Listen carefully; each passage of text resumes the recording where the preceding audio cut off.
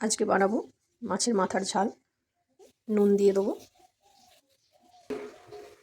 হলুদ, লঙ্কার গুঁড়ো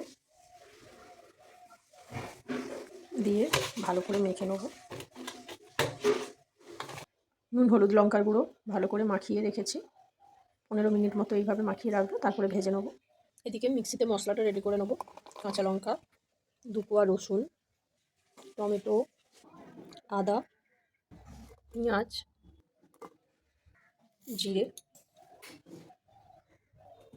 মশলা রেডি।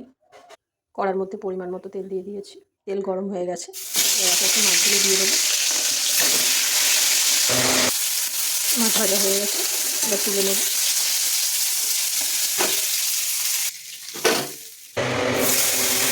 ওই তেলের মধ্যে চিনি, দেখুন সব মাছগুলো ভাজা হয়ে গেছে। 5 ফোড়ন, সেদ্ধ করা আলু, আলুটাকে ভালো করে ভেজে নেব। এবার মশলাটা দিয়ে দেবো।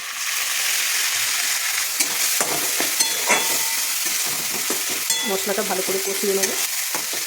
এবার পরিমাণ মতো হলুদ, পরিমাণ মতো নুন দিয়ে ভালো করে আবার কষিয়ে নেব। একটু লাল লঙ্কার গুঁড়ো দেবো।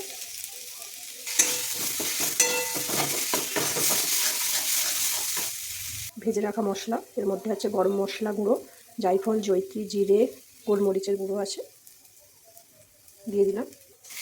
ভালো করে আবার কষিয়ে নেব। জল ঢেকে দেবো। পরিমাণ মতো জল দিয়ে দিয়েছি। ঝোলটা ফুটলে মাছের মাথাগুলো দেবো। ঝোলটা ফুটে গেছে, এবার একে একে মাছগুলো দিয়ে দেবো।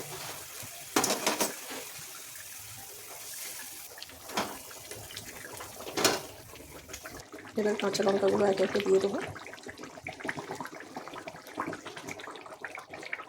একটু পাতিলেবুর রস দিয়ে দেবো, যাতে আঁশটে গন্ধটা না ছাড়ে। রেডি হয়ে গেছে মাছের মাথার ঝাল। দেখুন বন্ধুরা, এই লুকটা এসছে। এইভাবে আপনারাও বানিয়ে ফেলুন, বাজার থেকে মাছের মাথা কিনে এনে। লুকটা দেখুন বন্ধুরা, কি সুন্দর এসছে। আমার রান্না যদি আপনাদের ভালো লাগে অবশ্যই লাইক, কমেন্ট, শেয়ার করে দেবেন, আর সাবস্ক্রাইব করতে ভুলবেন না বন্ধুরা।